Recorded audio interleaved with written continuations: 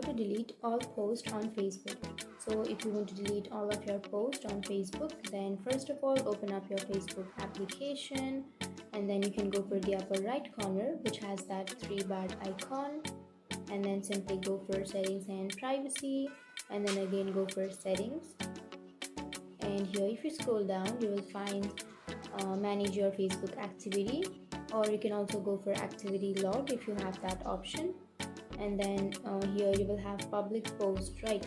You can simply tap on public post, and then here you will have all of your public posts. So for now I only have 2 posts which are public, so you can simply choose them, and then you can tap on recycle bin which is on the bottom right.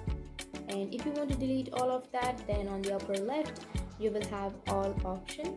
You can simply tap on that all, and then you can delete it. So that's it. That's how you delete all of your posts on Facebook.